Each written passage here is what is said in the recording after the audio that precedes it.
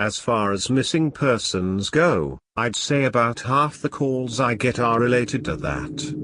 The others are rescue calls, people who fall down cliffs and hurt themselves, get injured by fire. You wouldn't believe how often this happens. Mostly drunk kids get bitten or stung by animals or insects. We're a tight team, and we have veterans who are excellent at finding signs of lost people. That's what makes these cases where we never find any trace of them so frustrating. One in particular was upsetting for all of us, because we did find a trace of them, but it just led to more questions than answers. An older man had been hiking alone on a well-established trail, but his wife called to say that he hadn't come home when he should have. Apparently he had a history of seizures, and she was worried that he hadn't taken his medication and had suffered one out on the trail. Before you ask, I have no idea why he thought it was okay to go out alone, or why she didn't go with him. I don't ask about that kind of thing because past a certain point, it really doesn't matter. Someone is missing, and it's my job to find them. We went out in a standard search formation. And it wasn't long before one of our vets found signs that the guy had gone off the trail. We grouped up and followed him, spreading out in a fan to make sure we were covering as much ground as possible. Suddenly, a call comes over the radio telling us to all head back to the vet's location, and we come right away, because this usually means the missing person is injured, and we need a full team to help get them out safely. We meet back up, and the vet is just standing at the base of a tree with his hands on the sides of his head. I ask my buddy what's going on, and he points up into the branches of this tree. I almost couldn't believe what I was seeing, but there's a walking stick dangling from a branch at least 30 feet off the ground. The little strap thing on the handle has been looped around the branch, and it's just hanging there. There's no way the guy could have tossed it up that far, and we don't see any other signs that he's still in the area. We call up into the tree, but it's obvious no one's in it. We're all just sort of left scratching our heads. We keep searching for the guy, but we never find him. We even bring our canines out, but they lose his scent long before this tree. Eventually, the search is called off, because there are other calls we have to attend to, and past a certain point there's not much we can do. The guy's wife called us every day for months, asking if we'd found her husband, and it was heartbreaking to hear her get more and more hopeless each time. I'm not sure why this call in particular was so upsetting, but I think it was just the sheer improbability of it. That and the questions that were raised. How the hell had this guy's cane ended up there? Did someone kill him and toss that up there as some weird trophy? We did our best to find him, but it was almost like a taunt. We still talk about that one from time to time. Missing kids are the most heartbreaking. Doesn't matter what circumstances they go missing under, it's never easy, and we always dread the ones we find deceased. It's not common, but it does happen. David Paulides talks a lot about kids our teams find in places they shouldn't be, or couldn't be. I can honestly say I've heard about this kind of thing happening more than I've seen it. But I'll share one of the ones that I think about a lot that I witnessed personally. A mother and her 3 kids were out for a picnic in an area of the park that has a small lake. One is 6, one is 5, and the other is about 3. She's watching them all really closely, and according to her, she never lets them out of her sight at any time. She never saw anyone else in the area either, which is important. She packs their stuff up and they start to head back to the parking area. Now, this lake is only about 2 miles into the woods, and it's on a very clearly established trail. It's almost impossible to get lost getting from the parking area to it, unless you're deliberately going off the path like an imbecile. Her kids are walking in front of her. When she hears what sounds like someone coming up the path behind her, she turns around, and in the 4 or so seconds she's not looking, her 5-year-old son vanishes. She figures he's stepped off the trail to pee or something, and she asks her other 2 where he went. They both tell her that a big man with a scary face came out of the woods next to them, took the kid's hand, and led him into the trees. The 2 remaining kids don't seem upset. In fact, she says later that it seems like they've been drugged. They're sort of spacey and fuzzy. So of course, she freaks out, starts looking frantically in the area for her kid. She's screaming his name, and she says at one point she thinks she heard him answer her. Now obviously she can't go blindly running into the woods. She's got the other 2 kids, so she calls the police and they send us out immediately. We respond, and we start the search for him. Over the course of this search, which spans miles, we never find a single trace of the kid. Canines can't pick up any scent. We don't find any clothing or broken bushes or literally anything that would signify a child being there. Of course there's suspicion about the mother for a while, but it's pretty clear that she's completely destroyed by the whole thing. We looked for this kid for weeks, with a lot of volunteer help. But eventually, the search peters out, and we have to move on. The volunteers keep searching, though, and one day we get a call on the radio letting us know that a body has been found and needs to be recovered. They tell us the location, and none of us can believe it. We figure it has to be a different kid. But we go out there, about 15 miles from the site where he vanished, and sure enough, we find the body of the kid we've been looking for. I have been trying to figure out how this kid got where he did ever since we found him, and I've never come up with an answer. A volunteer just happened to be in the area, because he figured he might as well look in places no one else would think to on the off chance the body had been dumped.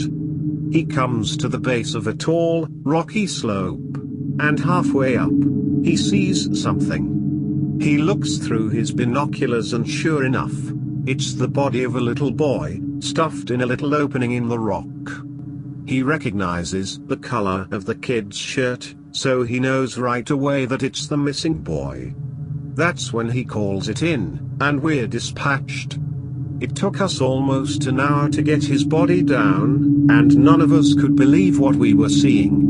Not only was this kid 15 miles from where he'd started, there was no possible way he could have gotten up there on his own. This slope is treacherous, and it's hard even for us with our climbing gear. A 5-year-old boy had no way of getting up there, of that I'm certain. Not only that, but the kid doesn't have a scratch on him. His shoes are gone, but his feet aren't damaged or dirty. So it wasn't as if an animal dragged him up there. And from what we can tell, he hasn't been dead that long. He'd been out there over a month by that point, and it looked like he'd only been dead for, at most, a day or 2. The whole thing was unbelievably strange, and was one of the most disconcerting calls I've ever been on. We found out later that the coroner determined the kid had died from exposure. He'd frozen to death, probably late at night 2 days before we found him. There were no suspects, and no answers. To date, it's one of the weirdest things I've ever seen. One of my first jobs as a trainee was a search op for a 4-year-old kid that had gotten separated from his mom. This was one of those cases where we knew we were gonna find him because the dogs were on a strong scent trail, and we saw clear signs that he was in the area. We ended up finding him in a berry patch about half a mile from where he'd been last seen. Kid wasn't even aware that he'd wandered that far. One of the vets brought him back, which I was glad for because I'm really not good with kids, and I find it hard to talk to them and keep them company. As my trainer and I are headed back, she decides to take me on a detour to show me one of the hot spots where we tend to find missing people. It's a natural dip in the land near a popular trail, and people will usually move downhill because it's easier. We hike out there. It's a few miles away, and we get there in about an hour or so. As we are walking around the area and she's pointing out places she's found people in the past, I see something in the distance. Now, this area we're in is about 8 miles from the main parking area, though there's back roads you can take to get closer if you don't want to hike that far. But we're on state protected land, which means there can't be any kind of commercial or residential development out here. The most you'll ever see is a fire tower or makeshift shelter that homeless people think they can get away with building. But I can see from here that whatever this thing is has straight edges. And if there's one thing you learn quickly, it's that nature rarely makes straight lines. I point it out, but she doesn't say anything. She just hangs back and lets me wander over and check it out. I get within about 20 feet of it, and all the hair on the back of my neck stands up. It's a staircase. In the middle of the fucking woods. In the proper context, it would literally be the most benign thing ever. It's just a normal staircase, with beige carpet, and about 10 steps tall. But instead of being in a house, where it obviously should be, it's out here in the middle of the woods. The sides aren't carpeted, obviously, and I can see the wood it's made of. It's almost like a video game glitch, where the house has failed to load completely and the stairs are the only thing visible. I stand there, and it's like my brain is working overtime to try and make sense of what I'm seeing. My trainer comes and stands next to me, and she just stands there casually, looking at it as if it's the least interesting thing in the world. I ask her what the fuck this thing is doing here, and she just chuckles. Get used to it, rookie. You're gonna see a lot of them. I start to move closer, but she grabs my arm. Hard. I wouldn't do that, she says. Her voice is casual, but her grip is tight, and I just stand there looking at her. You are gonna see them all the time, but don't go near them. Don't touch them, don't go up them. Just ignore them. I start to ask her about it, but something in the way she's looking at me tells me that it's best if I don't. We end up moving on, and the subject doesn't come up again for the rest of my training. She was right, though. I'd say about every 5th call I go on, I end up running across a set of stairs. Sometimes they're relatively close to the path, maybe within 2 or 3 miles. Sometimes they're 20, 30 miles out, literally in the middle of nowhere, and I only find them during the broadest searches or training weekends. They're usually in good condition, but sometimes it looks like they've been out there for miles. All different kinds, all different sizes. The biggest I ever saw looked like they came out of a turn-of-the-century mansion, and were at least 10 feet wide, with steps leading up at least 15 or 20 feet. I've tried talking about it with people, but they just give me the same response my trainer did. It's normal. Don't worry about it, they're not a big deal, but don't go close to them or up them. When trainees ask me about it now, I give them the same response. I don't really know what else to tell them. I'm really hoping someday I get a better answer, but it hasn't happened yet. This is another one that was less spooky and more sad. A young man went missing late in winter, when realistically no one should be going that far out onto the trails. We close a lot of them, but some remain open year-round, unless there's a shitload of snow. We didn't opt for him, but we had about 6 feet of snow on the ground. It was an unusually heavy snow year, and we knew it wasn't likely that we'd find him until spring when the thaw came. Sure enough, when the first big thaw came, a hiker reported a body a little ways off the main trail. We found him at the base of a tree, in a pile of melted snow. I knew right away what had happened, and it scared the living shit out of me. Most of you who ski or snowboard, or spend any amount of time on a mountain, will probably have guessed too. When snow falls, it doesn't collect as thick in the areas beneath the branches. It happens most with fir trees, because they have a sort of closed umbrella shape. So what you end up with is a space around the base of a tree that's filled with a mixture of loose, powdery snow, air, and branches. They're called tree wells, and they're not immediately obvious if you don't know what you're looking for. We put up signs in the welcome center, big ones, letting people know how dangerous they are, but every year that we get an unusual amount of snow, at least one person doesn't read them, or doesn't take the warning seriously, and we find out about it in spring. My best guess is that this young man was hiking and got tired, or maybe a cramp from walking in the deep snow. He went to go sit at the base of the tree, not knowing that there was a tree well, and fell in. He got stuck with his feet up, and the surrounding snow caved in around him. Unable to free himself, he suffocated. It's called snow immersion suffocation, and it doesn't usually happen except in really deep snow. But if you get stuck in a weird position, like this guy did, even 6 feet of snow can be lethal. What scared me the most was imagining how he must have struggled. Upside down, in the freezing cold, he didn't die quickly. The snow would have formed a dense, heavy pile on top of him, and it would have been literally impossible to get out. As it got harder to breathe, he would have known what was happening. I can't even imagine what he was thinking in his last moments. A lot of my less outdoorsy friends want to know if I've ever seen the goatman while I've been out on calls. Unfortunately, or I guess fortunately, I've never had anything quite like that happen. I guess the closest was the whole black-eyed man thing, but I didn't see anything.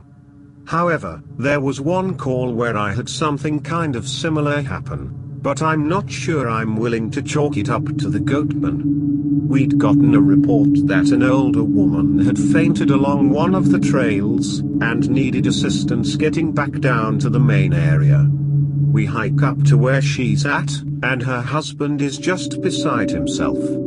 He runs, well, I guess more jogs, to us, and tells us that he was a little ways off the trail looking at something when his wife starts screaming behind him. He runs back to her and she's passed out on the trail. We get her on a backboard, and as we're getting her down to the welcome center, she comes to and starts screaming again. I calm her down and ask her what happened.